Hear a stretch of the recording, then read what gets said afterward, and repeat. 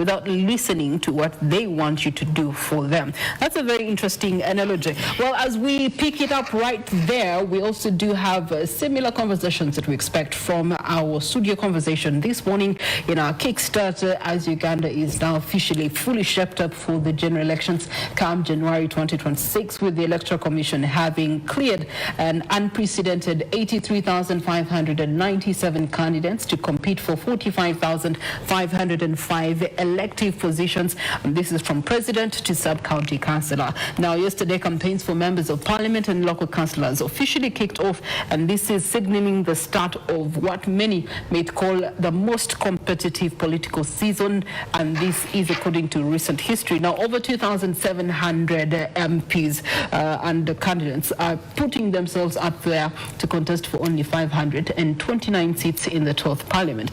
Behind these numbers lies a complex web of campaign financing pressures, political patronage and monetization, voter expectations, but also candidate expectations. Now, to help me unpack all these issues, I'm privileged to be having Judith Nalukwago, the NUP candidate for Woman Councillor, Makindye West. Good morning to you. Good morning. Happy to be here. It's a pleasure for you to actually make time for us. Next to her, we also do have a candidate to MP Kampala Central, Muhangi. Yeah, good morning, and I'm always happy to be here. It's a pleasure to have you too. And Julius Mukunda, Executive Director for Civil Society Budget Advocacy Group. Good morning to you. Good morning. Glad to be here. So let's first hear it. We've had it from Oyam District, but we also do have you. I do understand that according to your schedules, your campaigns have already kicked off yourselves. And so what was day one like? I'll start with you, Judith. Thank you so much. Day one was nostalgic. I think that's how I should put it. It was filled with very good moments, but also in my constituents, we had bad moments. So our day one started with a campaign umbrella launch in Katwe. That is where we started our campaigns from.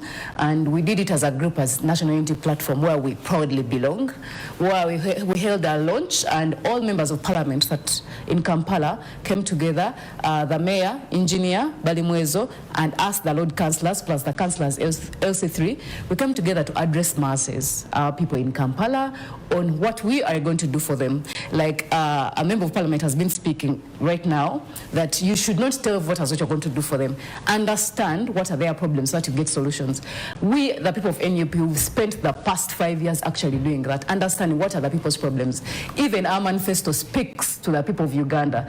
So we've spent the past years understanding what are their problems, and now in the election period, it's not only about understanding their problems, but telling them the solutions to the problems we've been hearing from them. And the launch was very successful.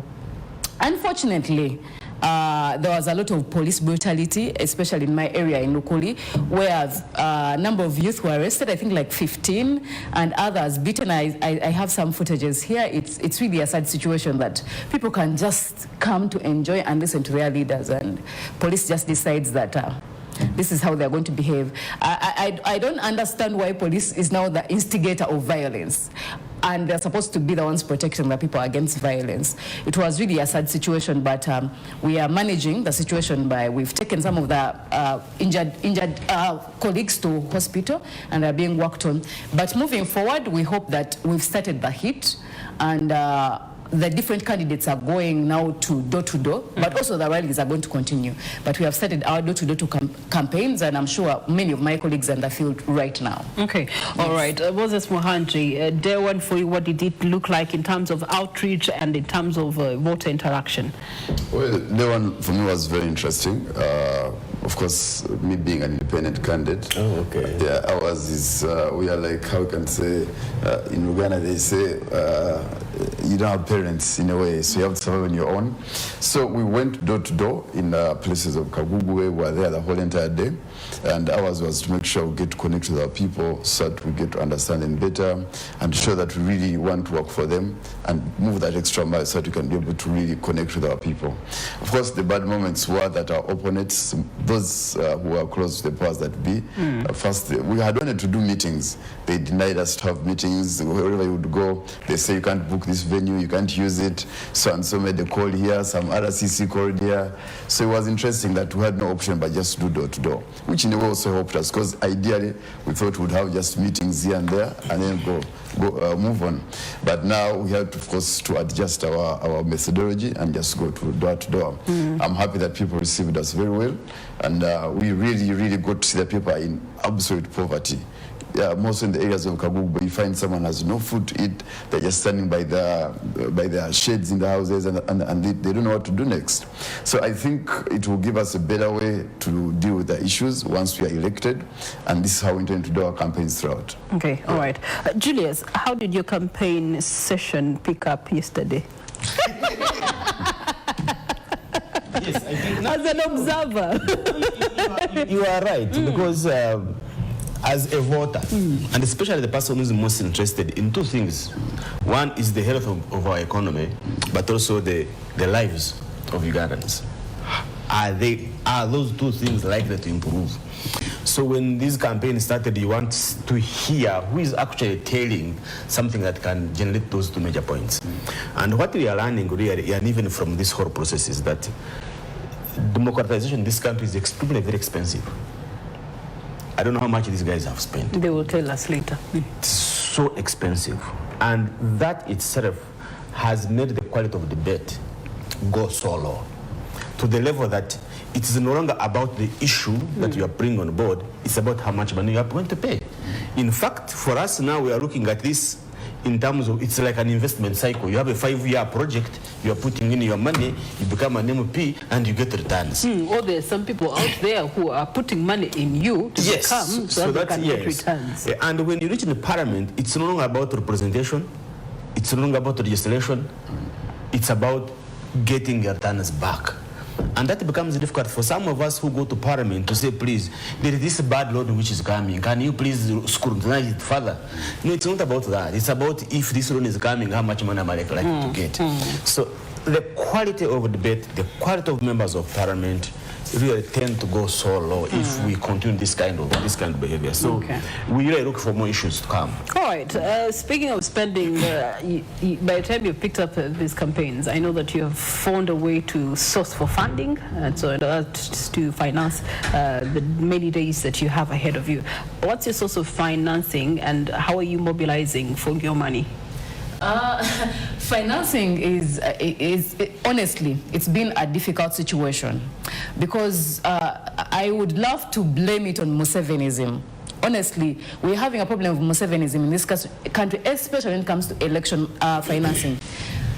Museveni designed the election process of financing in such a way that it would become very expensive. When it becomes expensive, that means it's going to become for a select few. That is number one. Number two, it eliminates young people from this election process, because many of them are just probably coming out of university. They don't have jobs, so they don't have enough money. But also, it creates patronage. You have to depend on him to be able to finance your election. You see, very many NRM people, if they're not given money by NRM to carry out their campaigns, they cannot sustain it. So he holds you at ransom that you have to get money from me to hold your campaign so that you can pass for me these bills. That is why there is a lot of money moving in Parliament, 100 million to pass this bill. All that is for election, to use it for election.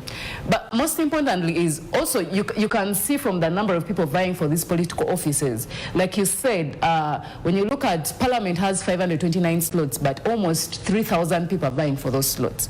What does it tell you? That people, one, is these people are going to these spaces as a way of, one, getting money, and two, as a job, not as a service to the people.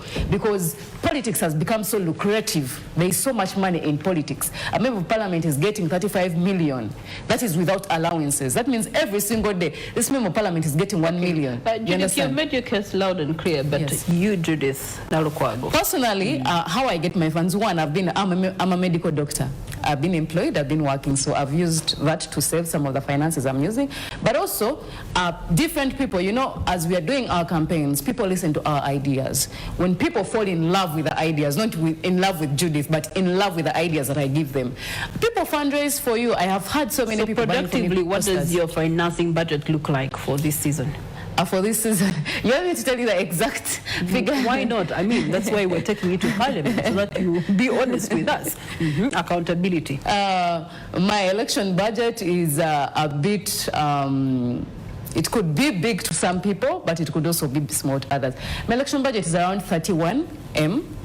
Of course, it's a big for me, someone who has just started working a year ago, but I am blessed that many people have come in to help me financially. Okay. Yeah, and they've relieved me of the burden. All right. Yes. Moses Muhangi, when it comes to you're doing door-to-door, it's more hectic and actually demands a lot more. Your voters expect a lot more from you who's doing door-to-door than from those that go to the rally. And they say, oh, we'll see the candidate, we'll hear, but now door-to-door comes at a cost. What are your financial projections? Well, for me, I don't have a budget. I'm just throwing myself to the waters. Of course, I'm living within my means, but most importantly, once you're going door to door, it's a bit not that expensive because you find people in their homes. It's easier for you. They won't ask you money for what. But also, we are trying as much as we can not to compete on the advantages of who has money and who doesn't have money. Because, for example, in my election, I'm contesting against a minister, Secretary General of an opposition party. So if I'm going to front about money issues, I may not compete against those guys. They'll be heavier, they'll be stronger. So we focus so much on engaging with our people one-on-one. Where they need money, we'll be like, we don't have it, we just want to represent you. So if you can work with us, you work with us. But also, being that we are in two spots, it's easier for us to move around and connect with our people. So for me, I don't want to have a budget, I don't even want to think about it. I just want to throw myself out there, look for votes, and see what happens. As you're throwing yourself out there, there will be expectations from the people, because for you, you've come that's where you stand in terms of financing your campaigns. However, the people that you're going to be talking to may have a different expectation because of the monetization of the political atmosphere. People always have expectations. Yeah. It's your job as a candidate to talk them out of that expectation. Yeah. Show them that no, whereas you're talking about money, but this is what you actually need. Okay. You need to hear this message from me. This is what you're going to do. This is what we're going to do for you. So it's very important that we communicate to our people and try to convince them out of that kind of an expectation. And I think that's what we need to do as leaders, not just to go by what they want to do as voters. So in that way, it helps us to manage some of the expectations. All right, we're being joined by Dr. Sarah Bireete, a political analyst who's joining us online. And Dr. Sarah, you are joining us at the point where we are actually discussing campaign financing and the money factor. We do have two candidates with us in a studio who have spoken about how they are trying to manage the situation. Moses Muhangi is trying to live within his means, and we do have Judith Nalukwago, a young MP candidate, who's saying that her budget is around 31 million Ugandan shillings. But when we look to the Accord's 2023 Political Economic Report, it did estimate a candidate on MP status to spend between 450 million Ugandan shillings to 1.3 billion Ugandan shillings. That's a staggering amount of money that's going to be moving in the economy as of this season. It begs the question, as we have a conversation with you, Dr. Sarah, how did we get here as a country where our campaigning culture is evolving around the financial dependency? Well, Uganda is experiencing a situation of high commercialization rates in our politics. You find that more or less the people contesting for politics are like persons on a fundraising event where the highest bidder takes the commodity. So you have people that use excessive monies for the seat of parliament, like in Western Uganda in the last elections. Some of the parliamentary candidates used about 5 billion, others used about 2 billion. Excessive money that makes one, elective leadership lose meaning. Two, to make, that people that have made political offices, like businesses where they invest in money, and when they get into office, they need to harvest their money back without serving the common good of society. That's why we see, for example, bribery in parliament when there are bills tabled on the floor of the House, or during budget season. The MPs need to be bribed to do their work, because in the context of both the giver of bribes and the takers, they are looking at a process where they are harvesting back their profits. Leadership is not supposed to be like that, We have to rework our democracy to make sure that service or aspiring to serve people is not a business where people look at the Sorry. See, this is a campaign issue. Internet. Stable. investing in order to offer a service. It's very wrong.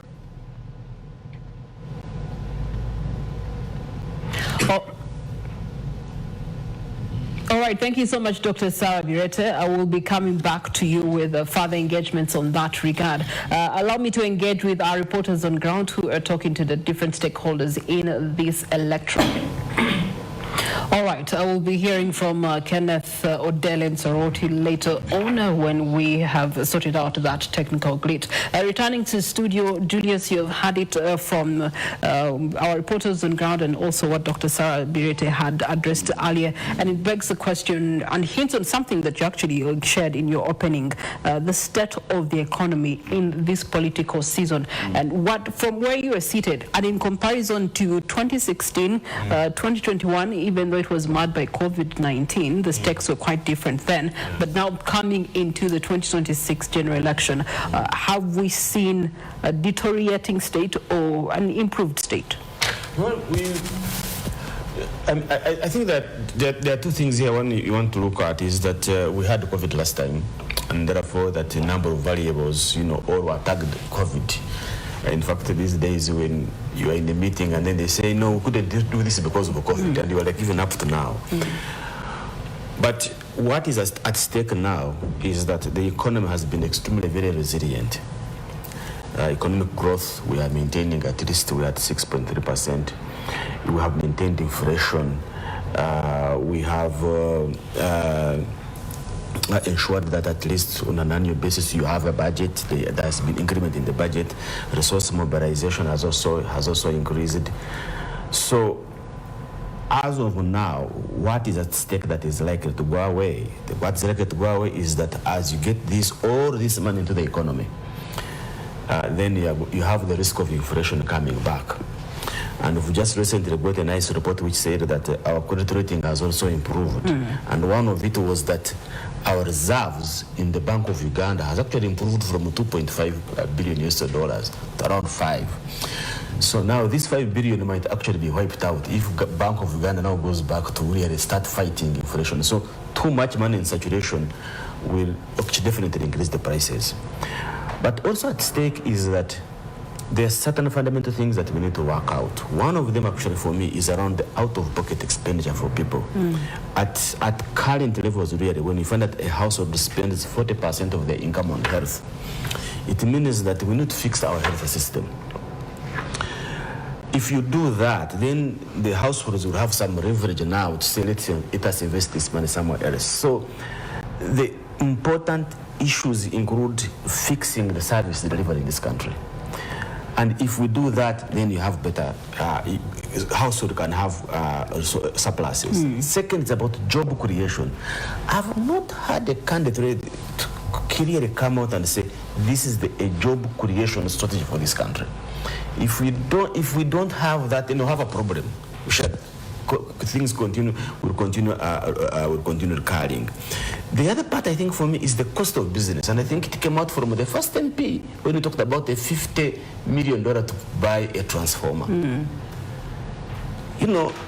That is big. But to an ordinary person to start a business in this country, it's that's a lot of money. Really, and that money you're spending it on a three-phase. On a three-phase. Yeah, for which electricity. Can also, the electricity can also be very intermittent. Yeah.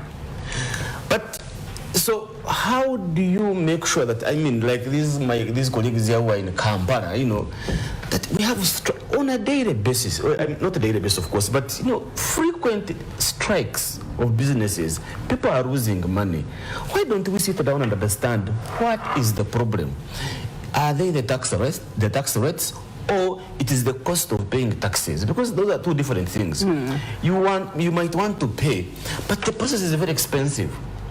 So those are some of the things I think we need to sit down and say, as we move forward, how differently can we be able to ensure that we can deliver services appropriately, effectively, and affordably. Speaking of service delivery, there's a project that has been very, on top of the agenda of the current government's programs. So that's the parish development model.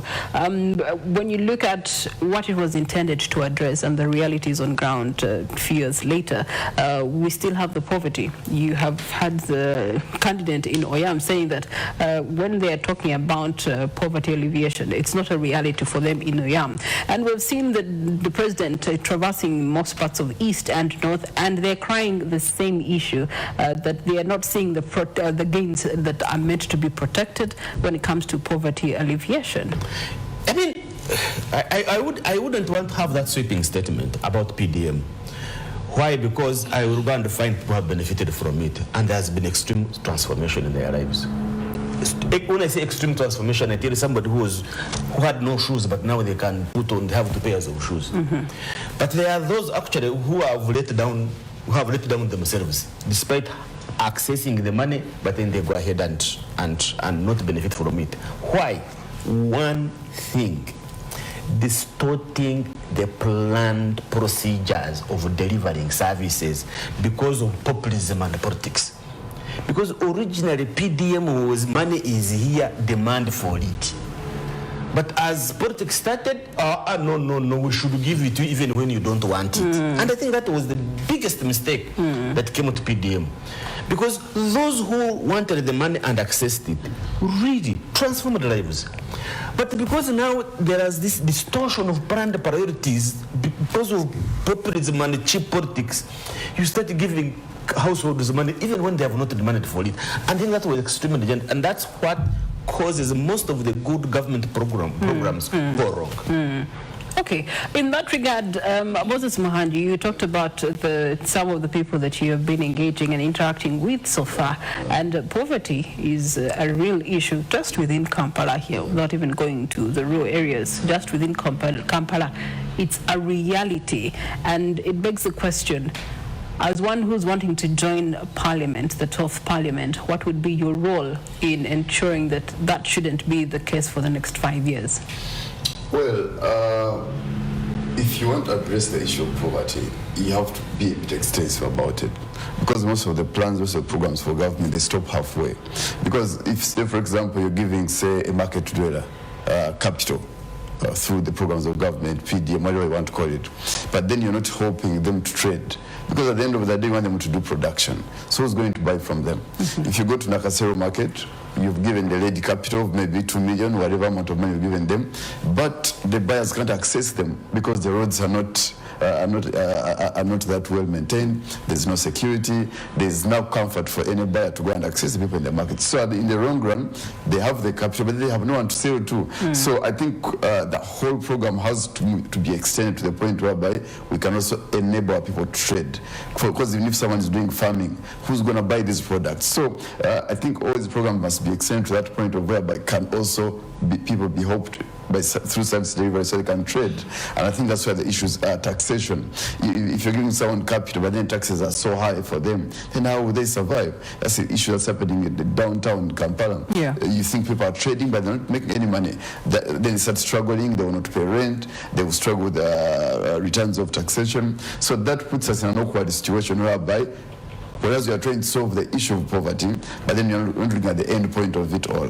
So I think once we enter Parliament, I was a bit focused on how do we help our people trade, make them do business easier, make them trade effectively, and that's how I address the issue of poverty. Okay, Judith, I'll be giving you a moment to think through that. Allow me to first engage with Dr. Sarah online. Dr. Sarah? I hope that you are hearing me. Yes. So we're talking about poverty here in studio, and Uganda's government admitting that 21% of its citizenry is still living below the poverty line. And now we're looking to many anti-poverty initiatives, such as the current and loudest parish development model. Among others, these campaigns have intensified, but Julius here has said that it should be that these were opportunities and programs that were supposed to be positioned at different levels of governance, so that those who believe are are capable of utilizing them can utilize them. But what it has turned out to be is that government is forcing this money on all these programs on the population, and so it ends up benefiting some but not realizing others out of poverty. So we see these as genuine development programs, but at the same time we're also seeing them as political tools that are being used to secure voter loyalty. How does the masses, how does the voter actually detach from this? Well, first of all, I associate myself with the opinion that poverty is used to the advantage of politicians, especially those in office. So when the major campaign issue now on the campaign trail is the parish development model.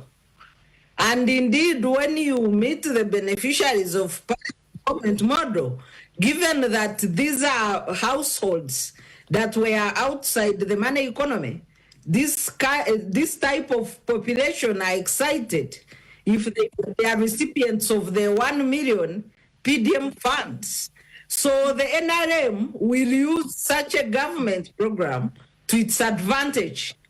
On the other hand, if you compare with the developed countries, then you find that such handout programs like PDM would not feature as a campaign issue, because you are talking general about the welfare of society, the cost of living, and the access to essential and quality services like health and education. So, but if you still have 21% population stuck in poverty, also beyond that, we have very high deprivation rates in northern Uganda, in northwestern Uganda, in West Nile, and also eastern Uganda, leading the high rates of deprivation or inability to access health services in general, to the extent that West Nile and Acholi have rates going above 67% when you go to the multidimensional poverty. So just looking at vertical poverty and 21% figure below poverty line is misleading. But if you look at multidimensional poverty, then you find that about 80% or so in some of these regions I'm mentioning, like Acholi, West Nile, and Karamoja, are unable to access the basics in life. And there, the issue of economic progress and protecting gains ceases to be. So we need to assess this using multidimensional poverty reports. To what extent can citizens afford and access basics in life? That will give us a better picture than handout programs that are used for campaign sloganeering, such as PDM. Then fair to say that poverty has actually become a currency for Ugandan politics?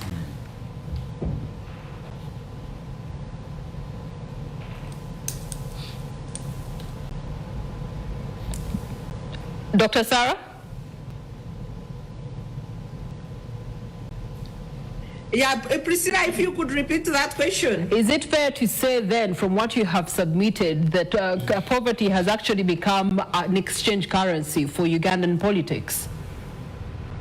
Of course, like if you talk to the people who designed the parish development model, the intention was clear that this was a vehicle for delivering the next campaign. So their main drive was not to get people out of poverty, but was to put people in, some pocket change in people's pockets, especially those who had never seen like 1 million in life. Today they think that this is a miracle, the best miracle that could happen to them.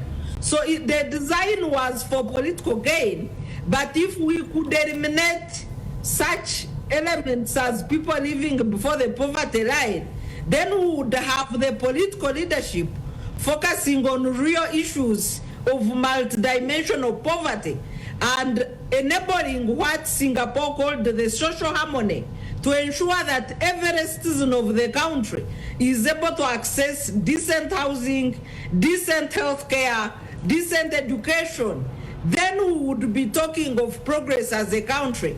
But relying on handouts for political leverage and knowing very well that handouts have never developed any nation, it puts us at a risk.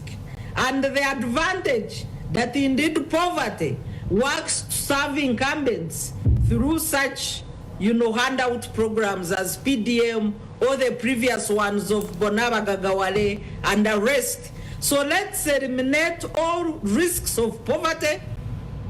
Let's ensure that we have social harmony, drawing examples from Singapore, and take away the people who leverage poverty for political gain, especially incumbents in our democracy. Okay, what are the other forms of poverty that are being used as a currency in politics, away from the programs? Yeah, but also if you look at the debate of roads, the people who have impassable roads that cannot take their goods to the market, all of those issues are related to socio-economic development. Many of the countryside people are in need of roads. We have impassable roads in almost Julius, all parts of Uganda. And when you talk of a middle-income country, even if we were to just stamp on lower middle-income status, you cannot talk of any country in middle income that does not have proper road network countrywide. So these are issues also that touch at secondary level economic well-being of society. Then we need to look at cost of living. As much as Uganda boasts of, ability to access food, aspects of food security in other countries are very critical because there is no luxury of everybody affording a meal like in Uganda, and this has nothing to do with politics. I heard recently, politicians talking about food, the ability to easily access food.